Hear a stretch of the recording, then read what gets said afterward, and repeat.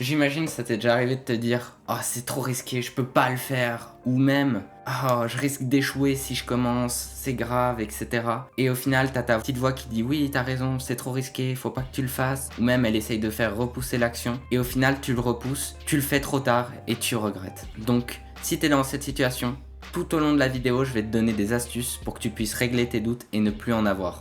Déjà, qu'est-ce qui crée des doutes? Quelles sont les raisons possibles de tes doutes? Dans 99% des cas, c'est ce que je vais citer maintenant. La première vient du manque d'information, c'est-à-dire que tu ne sais pas dans quoi tu te lances et tu ne sais pas exactement où tu vas aller avec cette chose. Ensuite, la deuxième peut venir des expériences passées que tu as déjà expérimentées et qui se sont mal passées, pas aussi bien que tu souhaitais, et à partir de là, tu pourras reconstruire et c'est une des raisons principales pourquoi les gens doutent une fois qu'ils ont déjà fait quelque chose et que ça s'est mal passé.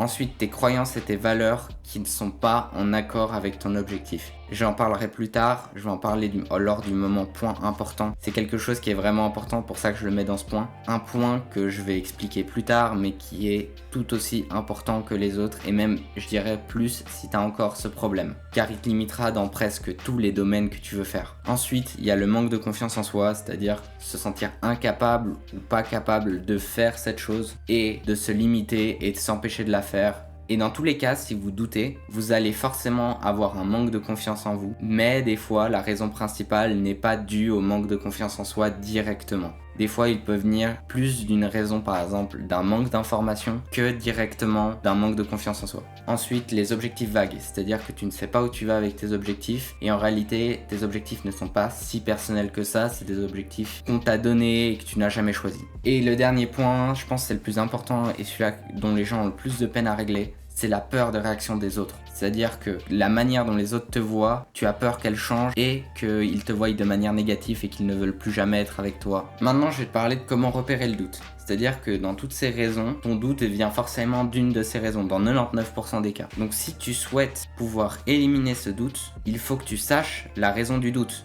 Donc pour ça, la première question est très basique et très simple, mais peu de gens se la posent, c'est pourquoi je doute? Quelles sont les raisons qui me font douter? Par exemple, personnellement sur YouTube, au début, je me suis dit oui, je suis sûr que je doute et que j'y arrive pas, car j'ai un manque de confiance en moi. Ce qui était faux. C'était pas dû à un manque de confiance en moi, mais dû à la peur des réactions des autres en réalité. Et c'est là, quand j'ai compris ce fait-là, que j'ai pu changer et m'adapter. Donc c'est vraiment important, c'est la première question, mais elle est super importante. De correctement se la poser et d'y répondre sincèrement. Ensuite, tu vérifies si tu as déjà vécu une situation similaire, c'est-à-dire que si tu as déjà vécu quelque chose de pareil dans le passé et tu essayes de te rappeler comment tu as fini. Ça se trouve, l'émotion que tu en as ressortie était négative même si ça s'est pas si mal passé. Donc c'est vraiment important que tu essayes de retrouver une expérience similaire dans le passé. Car si tu l'associes à une mauvaise émotion, ça peut expliquer tes doutes. Elles seront justement liées à une mauvaise expérience. Aussi, la prochaine étape, et je pense que c'est la deuxième plus importante derrière pourquoi je doute, c'est analyse tes émotions. C'est-à-dire que toutes tes émotions que tu vas ressentir souvent, en fait certaines vont te bloquer et d'autres t'aider à avancer. Et le problème c'est que quand tu doutes, tu n'as que des émotions qui te freinent, qui t'empêchent d'avancer et d'aller vers là où tu veux aller. Et le problème c'est que souvent quand tu es là par exemple, tu vas commencer à reculer au lieu de te mettre à foncer vers l'avant. Et donc faut que tu arrives à créer des émotions qui seront positives. Je vais l'expliquer par la suite, donc pour l'instant faut juste que tu repères déjà que tu as des émotions négatives. Et aussi une petite astuce que je donne comme ça parce que je la trouve assez intéressante et très pratique, c'est de conscientiser ses pensées. C'est-à-dire que vous serez conscient de tout ce que vous avez dans votre tête, au lieu de laisser des pensées aller à droite, à gauche, vous pourrez conscientiser tout ce que vous faites et tout ce que vous voulez faire. C'est-à-dire que vous penserez à ce que vous avez envie de penser et pas à ce qu'une émotion vous a dit de penser, etc. Et le meilleur moyen de conscientiser ses pensées, c'est de méditer. Je reviens à chaque fois dessus, mais c'est vrai que c'est super important. Ensuite, justement, je vais parler du point important. Maintenant, je vais parler du point important, c'est les deux types de mentalité. Il y aura la mentalité qu'on appelle growth mindset en anglais et le fixed mindset. Ce qu'il faut savoir avec ces deux mentalités, c'est qu'il y en a une, imaginez-vous là comme un arbre, c'est-à-dire qu'il va pousser, vous allez commencer à grandir, et l'autre, imaginez-vous comme un barreau de métal, c'est-à-dire que vous allez être fixe et que vous n'allez plus pouvoir bouger. Vous êtes fixé, c'est tout ce qui se passe maintenant. Peu importe ce qui m'arrive, que je me fasse shooter, que je me prenne de la pluie, j'y peux rien et je peux rien changer, je peux pas m'adapter et je peux rien faire. Donc ce qu'il faut faire souvent, si vous avez justement des problèmes de croyance et de valeur en vous, c'est que vous êtes avec cette mentalité. Et ce que vous pouvez faire si vous voulez la vaincre, c'est de réussir en fait à faire le changement, parce que souvent ce changement est fait dans ce sens-là. Et honnêtement, si vous souhaitez changer, passer du fixed mindset au growth mindset, la meilleure chose que je peux vous recommander, c'est d'aller voir des vidéos de certains youtubeurs dont le nom s'affiche juste là. Donc dans la liste, il y a Luc Bellemare, Alex Armodier et j'en ai mis d'autres. C'est les meilleures références. Et si vous souhaitez vraiment commencer à vous mettre dans ce type de mentalité, je pense que regarder des vidéos aussi qu'on appelle motivation, mais que je pense certaines vont vous permettre de faire grandir une petite graine dans votre tête, honnêtement c'est la meilleure chose à faire. Et de préférence écoutez ça le matin, car le matin c'est le moment où tout ce qui rentre dans notre cerveau peut avoir un impact plus grand sur le futur que ce qui rentre le soir. Et si jamais les vidéos te plaisent, n'hésite pas à mettre un petit like, ça me soutient toujours et en plus de ça, ça permet de montrer la vidéo à plus de gens et donc ça pourra aider plus de personnes. Merci beaucoup. Ensuite là maintenant je vais parler du point final, comment vaincre le doute. En fonction du type de doute que vous avez, je vais donner différents exemples et à la fin, je vais juste en donner un qui sera similaire pour tous car il est super efficace. Déjà, pour le manque d'informations, la première chose à faire, c'est de clarifier les informations que vous avez et de faire des recherches sur Internet. Parce que souvent, on sous-estime les recherches sur Internet. C'est-à-dire que quand on n'a pas assez d'informations, notre premier réflexe, on se dit oui, mais en fait, je sais pas, etc. Mais si on fait une recherche sur Internet, on va souvent vite se rendre compte que tout ce qu'on doute ou tout ce qu'on n'est pas sûr est déjà sur Internet. On peut déjà le trouver.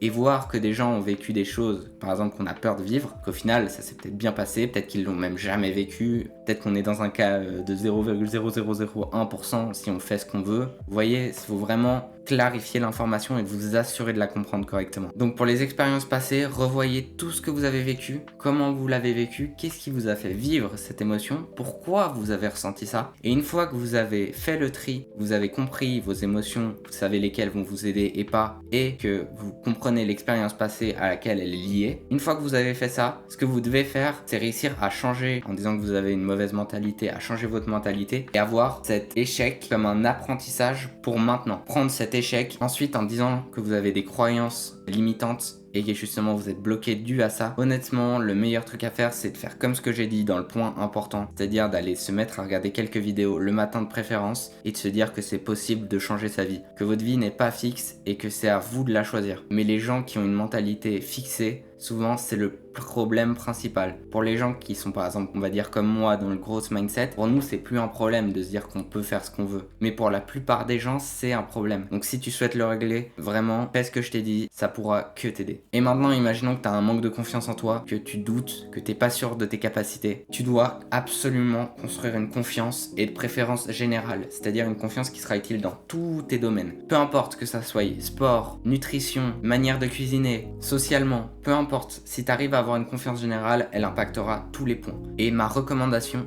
c'est de faire du sport, par exemple musculation, ou faire de la calisthénie. Tu peux faire même du sport, commencer chez toi, si t'as vraiment pas assez confiance pour aller en salle, ou si t'as pas envie de perdre du temps et t'as pas de salle à côté. Donc si tu commences à faire du sport maintenant, dis-toi que dans moins d'un an, t'auras une confiance générale déjà qui aura accru. Plus ton physique changera, plus elle augmentera. Donc ça c'est en fonction du output, mais de manière générale, ta confiance augmentera dans tous les cas. Si t'as des objectifs vagues et qui ne t'appartiennent pas, essaye de les rendre pour toi, c'est-à-dire de les personnaliser et de faire en sorte que ça corresponde à ce que tu veux, à ce que tu cherches, à ce qu'il y a dans ton petit cœur. Parce que souvent le problème c'est qu'on essaye de prendre les objectifs des autres, des objectifs qui ne nous appartiennent pas. Par exemple, créer son entreprise qui fera des milliards, ça servira à quoi? Ça se trouve, c'est pas ce que toi tu veux. Ça se trouve, ce que tu veux, c'est créer par exemple un moteur plus optimisé pour les voitures. Tu peux créer des choses, mais pas forcément les choses que tout le monde veut faire. Et souvent, tes objectifs sont très loin de ce que tout le monde pense et tout le monde veut accomplir par défaut. Tes objectifs sont à toi et à personne d'autre. Et imaginons maintenant pour le dernier que tu as peur du regard des autres, c'est-à-dire que tu dis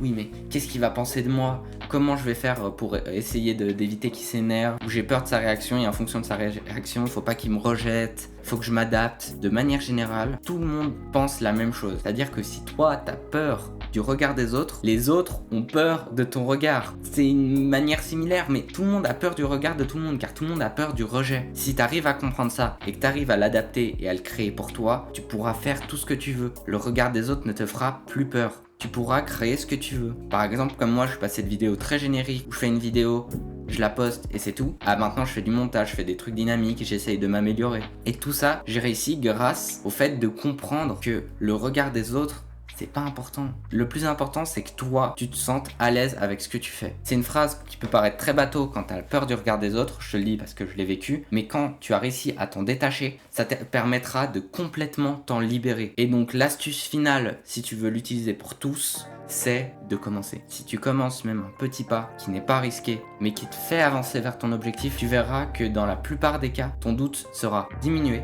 ou même il aura peut-être disparu dans le meilleur des cas. Donc si tu souhaites vraiment vaincre ton doute, démarre un petit peu, comprends ton doute, vains-le et tu verras que tu deviendras tellement meilleur. En tout cas, c'était Luc. J'espère que cette vidéo t'aidera à vaincre tes doutes maintenant et ceux que tu auras dans le futur. Ciao!